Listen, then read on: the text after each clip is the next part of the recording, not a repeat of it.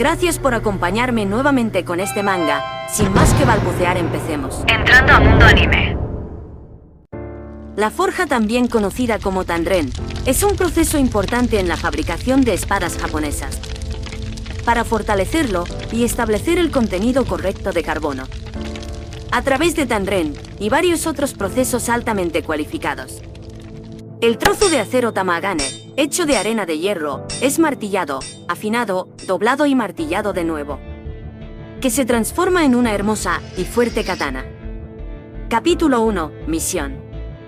Todo comienza en la herrería de Rokuira, donde se nos presenta a dos herreros, padre e hijo, donde Rokuira le comenta a Chiro que mirara el sol, ya que ese día brillaba más que nunca, y que el sol intentaba decirles que jugaran afuera. Es decir, que trabajarán en el exterior.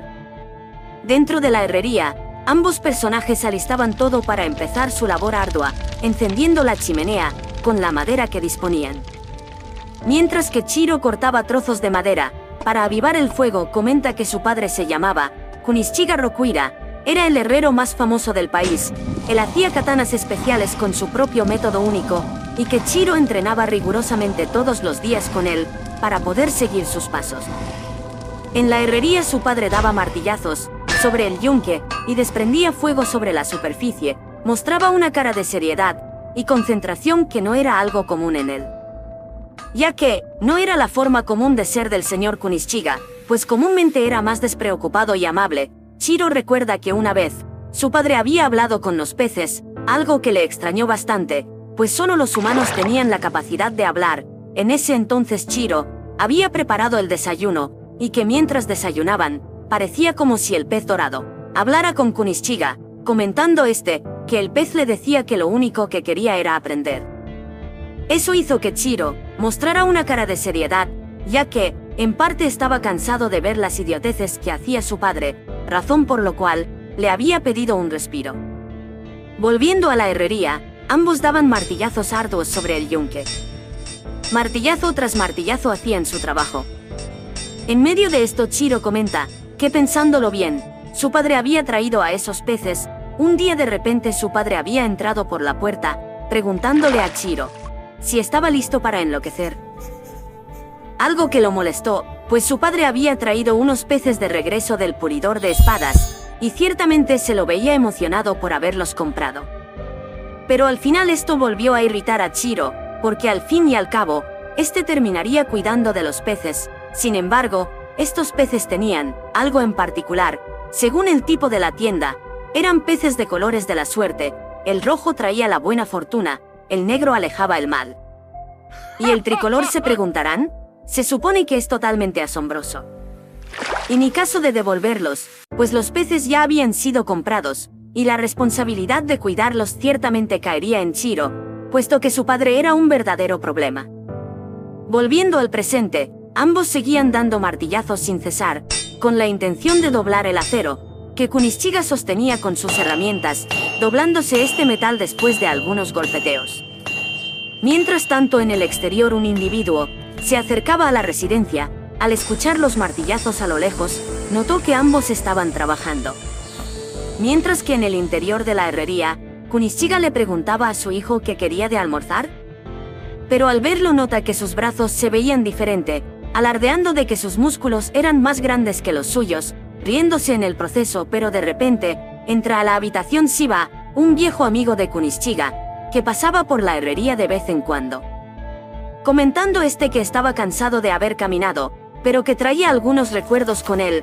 De inmediato Chiro va a recibirlo y, tomando los regalos, observa que había en su interior, mientras que Kunishiga le preguntaba a Shiba si alguna vez había oído hablar de llamar primero, antes de aparecerse por sorpresa en la residencia, acercándose refunfuñando por la inesperada visita. Pero entonces le pregunta que cómo estaba la ciudad, a lo que Shiba le responde que pacífica como siempre, mientras que en el fondo se observa a un Chiro curioso por descubrir qué había en el interior de la bolsa. Ya en la sala, Shiba alimentaba a los pececitos, afirmando que Chiro había crecido demasiado en poco tiempo, algo que Chiro no creía. Pero además agregó que Shiba también seguía creciendo y que se volvía más grande cada vez. Obviamente esto irritó a Chiro. Pero Shiva siguió bombardeando con las preguntas a Chiro, preguntándole si aún seguía trabajando en la herrería como un esclavo para su padre. Sin embargo, comenta que a pesar de ser el esclavo de su padre, Kunishiga era un gran maestro, puesto que, hace 15 años en la guerra Seitei, fue más famoso que tipos como Shiva, que realmente lucharon en el campo de batalla. No era exagerado decir que las espadas épicas que había hecho terminaron la guerra, y que no olvidara que su padre era un héroe, que salvó a mucha gente. Ante esto, Chiro le comenta que había escuchado eso cientos de veces. Al oír esto, Shiva le responde que Chiro parecía feliz de oírlo una y otra vez, y que este era muy trabajador como su padre, y que se volvería como él con el tiempo. Esto desconcertó por un momento a su padre, pero Shiva, con lo parlanchín que era, terminó de contarle todas las hazañas de su pasado, hasta que decidió irse refunfuñando. Esto evidentemente dejó algo irritados a ambos, pero al parecer aún más a Kunishiga, haciendo que Chihiro le pregunte ¿qué es lo que estaba pasando? Este le responde que pronto Chihiro cumpliría 15 años, y si quería ser un verdadero herrero, ya era hora de mostrarle las cosas que no son tan brillantes. Algo que dejó pensativo a Chihiro, respondiéndole que solo para que lo supiera, no estaba bromeando acerca de convertirse en un herrero, lo que dejó aún más pensativo a Kunishiga, moviendo la cabeza en diferentes direcciones, como si estuviera tratando de conseguir las palabras correctas. Ante esto, Chihiro le dice que hablaba en serio, que quería seguir sus pasos. Respirando hondo, Kunishiga entra a la sala nuevamente y dice que él lo sabía. Así que ante esto, ambos se dirigen a la otra habitación de la casa. En el interior, al abrir la puerta, observan que en medio de esta estaba una katana recostada sobre su katanagake. En la habitación, Kunishiga empieza a desenvainar la katana, comentando que había unas cuantas en el sótano. La mayoría eran katanas que había hecho antes de que naciera Chihiro. Frente a esto, le pregunta si en serio eran katanas hechas en la guerra, afirmándole Kunishiga que sí, las katanas siempre han salvado vidas y abierto nuevas eras, pero que estaba seguro que Chihiro sabía que siguen siendo herramientas para matar, y los que las portaban eran cómplices en las muertes que causaban. Es así que con un movimiento preciso, corta el tatami. Después de esto, procede a guardar nuevamente la katana, comentando que si caían en malas manos, podrían matar a gente buena. Los herreros tenían que tener siempre eso en cuenta. La katana debía ser empuñada por aquellos dedicados a vencer al mal y proteger a los débiles. Eso iba también para ellos, ya que necesitaban tener principios y responsabilidad. Agregando que un día Chihiro vendería su primera katana, y cuando le entregue a alguien esa katana, esos 2 pesados pesos caerán sobre su hombro, preguntándole si podría llevar esa carga. Ante esto, Chihiro, mirando al piso, dudoso de que podría cumplir eso, comenta que no estaba seguro, pero que se comprometería a asumirlo. Viendo esto, Kunishiga le dice que estaba de acuerdo, y que era momento de volver al trabajo. Esto hace que Chihiro le pregunte si era todo lo que tenía que enseñarle. Ante esto, su padre afirma que, sí, eso era lo que sentía. Todo lo que restaba era creer en que Chihiro haría lo correcto.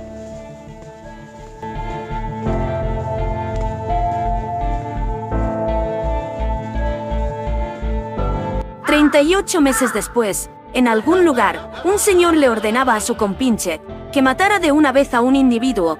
De inmediato realiza un corte transversal sobre el hombre que se mantenía arrodillado, matándolo en el proceso, comentando que ya era hora de que muriera. Mientras tanto, el otro individuo, con su característico bigote, tras sujetar unas hojas, menciona que ese trío de personas atadas sobre el piso era conocida como la pandilla de bromistas, que hacía que se enojara con solo escuchar este nombre, arrojando los carteles que sostenía en sus manos. Frente al hombre que sería ejecutado, le pregunta ¿quién más formaba parte de su movimiento? Ante esto, el hombre, que estaba atado sobre el piso cerca de los cadáveres de sus amigos, empieza a hablar y comenta que antes de que ellos vinieran a la ciudad, esa era una ciudad pacífica, y que en realidad ellos eran los verdaderos bromistas, que solo eran un montón de gusanos infestando las calles. De inmediato, el señor del bigote, al escuchar esto, procede a darle un golpe en el rostro, comentando que le admiraba su coraje, pero que escuchara bien lo que iba a decir a continuación.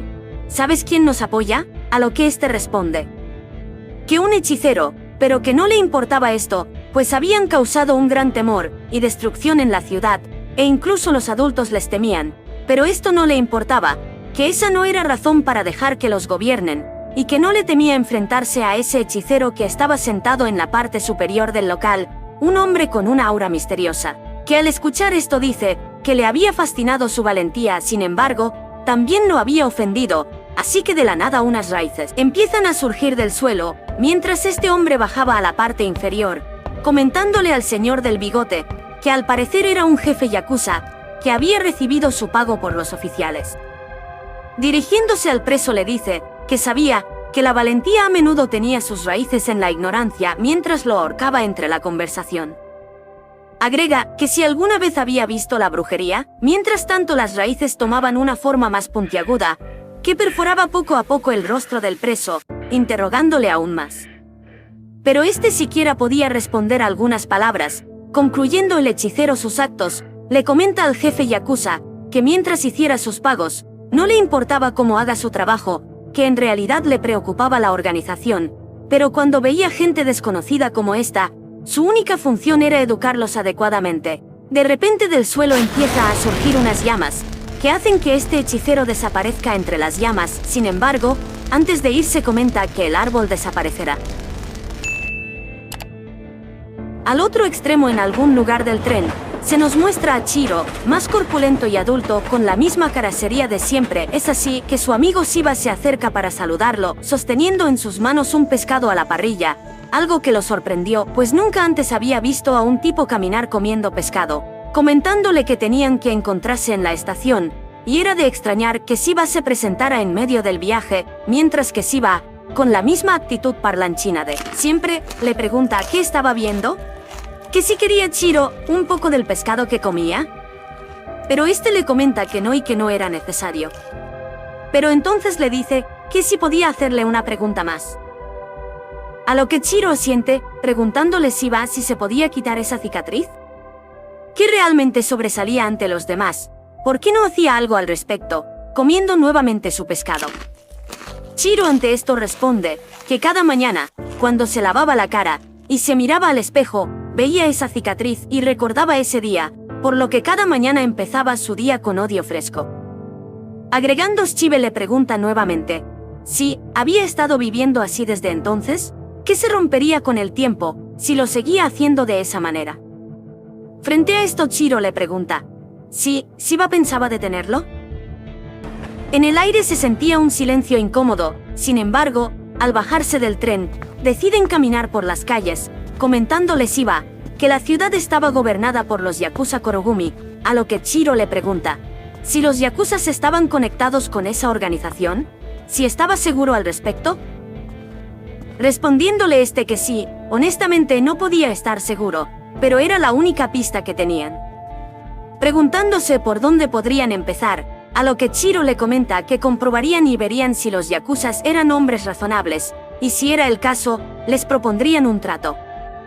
Esto hizo que Shiba se preguntara si ellos realmente eran razonables. Mientras hablaban, algo interrumpió su conversación. Dos señores a lo lejos comentaban que unos tipos estaban en el movimiento anti-Korogumi. Esto causó que fueran asesinados, y que sus cuerpos fríos colgaran bajo el puente, como si de ropa se tratase. Agregando la multitud que eso les había pasado, por enfrentar a los Korogumi, que eran unos tontos, y que deberían saber que esto pasaría. Ante esto, Shiba se preguntaba si había un movimiento de oposición, y si lo había, así era como la pandilla mantenía a la gente a raya, enviando mensajes para que todos sepan lo que pasaba, cuando interferían en sus planes. Ante esto, el joven Chiro le pregunta a Shiba si sabía dónde estaba su base y si es así, que lo llevara allí.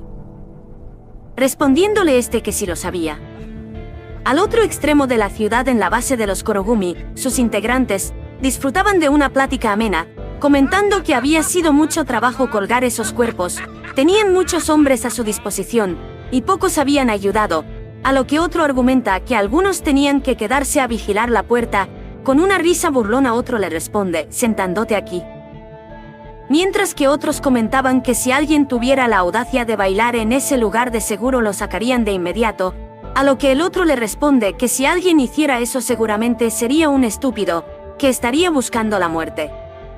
Mientras hablaban, de la nada una katana atraviesa al hombre que conversaba amenamente, desangrándose al instante, y el otro, sin siquiera poder reaccionar a la katana que permanecía clavada a su lado, solo observaba lo que sucedía ante sus ojos, y veía como el otro miembro de los Yakuza caía muerto sobre la mesa, mientras que Shiba comentaba en el fondo que él se haría cargo de los que estaban allí.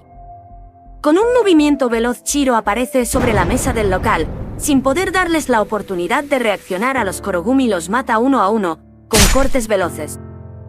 Entretanto, en el interior, el señor del bigote hablaba por el teléfono. Cuando se dio la vuelta, le comenta al anti-Kurogumi que por sus acciones tendrían que involucrar a su familia, a lo que éste le responde que no tenía familia, pero el bigotón sabía que eso era mentira, afirmándole que tenía una hermana pequeña, pidiéndole a sus subordinados que la trajeran, pues sabía dónde se encontraba esta, por lo que el bigotón decide mandar a sus subordinados a ese lugar, mientras que el anti-Kurogumi les pedía que se detuvieran, que hablaría todo lo que sabía. Sin embargo, al abrir la puerta a los subordinados, en un abrir y cerrar de ojos, un integrante es cortado transversalmente por Chiro, al otro logra cortarle el brazo, y el tercero sin ninguna dificultad es rebanado por la katana. Esto sorprendió al anti-Kurogumi preguntándose ¿qué es lo que estaba sucediendo en ese lugar? El bigotón, al ver esto, se preguntaba ¿quién era ese joven y qué había pasado con los guardias de la entrada? Pero en el exterior todos yacían muertos o heridos por los ataques de este dúo dinámico, comentando Shiba que los tipos estaban holgazaneando y que Chiro era el hijo de Kunishiga Rokuira, el maestro espadachín famoso por su técnica especial que nadie más podía hacer. En la puerta, Chiro, todo cubierto de sangre, comenta que no podía permitir que escoria como los Yakuza empuñen una katana. Ante esto, el bigotón, furioso por todo lo que sucedía, ordena a sus subordinados que atraparan a Chiro para matarlo y colgarlo, a lo que estos deciden correr y enfrentarlo, pero no sabían que Kunishiga Rokuira había imbuido su katana con hechicería, por lo que las katanas que hacía tenían cualidades especiales, tanto así que Chiro exclama Enten Black Nishiki, que activa el poder de su katana y de la nada un pez de colores se manifiesta frente a él.